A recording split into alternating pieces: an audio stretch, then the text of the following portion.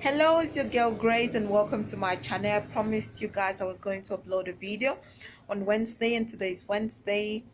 Thanks for dropping by. Thanks for just clicking on my video. I'm going to make sure I'm good this time. If I say Sunday, it's Sunday. If I say Wednesday, it's Wednesday. Okay, so I'm going to continue with what I started on Sunday about my life as an African, teacher in another country, and we're going to go slowly on how I finally became a teacher and all the challenges that I had to go through in order to teach in a foreign land. Yeah, I'm going to keep it that way, in order to teach in a foreign land. So this is a story. From what I told you in my previous video, I had to volunteer for 10 months without any salary, just to gain the experience, What I got from that opportunity was I volunteered for 10 months without salary, but yet I had a family. I had where to go to, which was my security.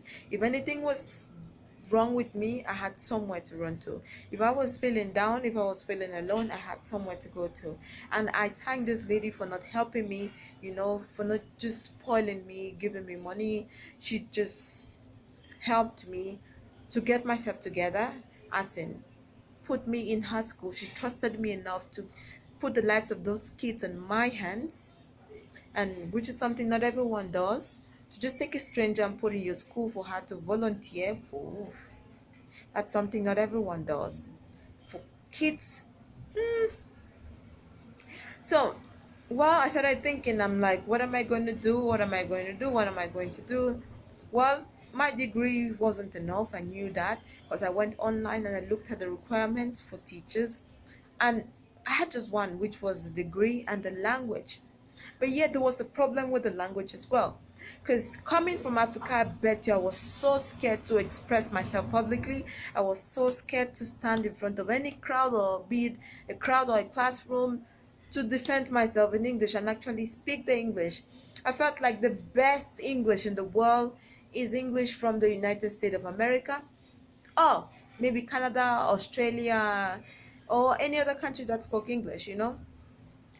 But the thing is, us as Africans, we speak English.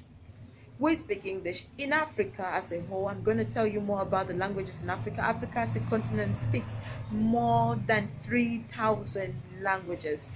Yes, we have official languages, and in Africa we have Arabic, we have Spanish, we have English, we have French, and those are the official languages I know, at least official languages that they use them in classroom. If you know more about other official languages that they use in other countries in Africa, please just drop it in the comment section.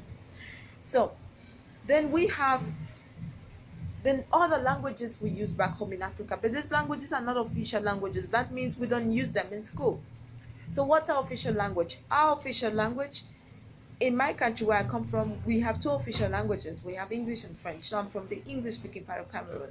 But because I can speak like 4 or 5 other languages, this affected my English to an extent, because most of the times when I want to express myself in English, another language would just pop up, Pidgin. I'm like, what did I put in me? Oh, what did I put in me? Oh, what did I put in me?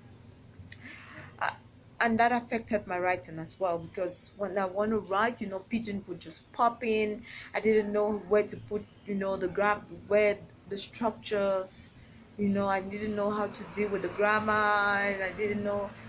I knew that I know English, but I didn't really know how to dot the T's and put the commas and things like that. So I had no idea about that, because my brain was fucked up with Pidgin. I was so fucked up with Pidgin to an extent that it actually affected my confidence when I wanted to speak or express myself in English, and yet I was from an English speaking country. That is the truth. And please, for those of you back home, don't try to communicate with your kids more in Pidgin language or the other languages. No, just try to use other things to communicate with your babies, with your kids.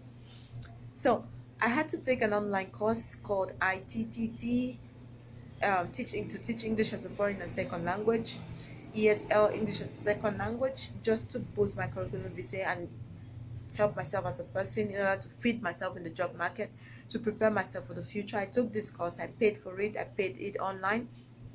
I had a computer that I bought for $100. I did that, and luckily for me, everything came out well, and I volunteered with the Ministry of Education. So that wasn't easy. That was just the first step.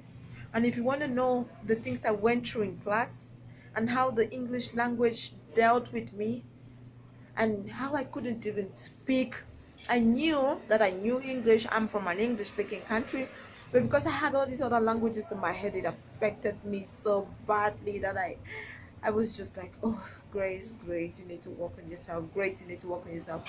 So if you want to know more about what happened to me and how I overcame all these challenges, please, on Sunday, just wait for me. I'm going to drop another video and we're going to walk through this together.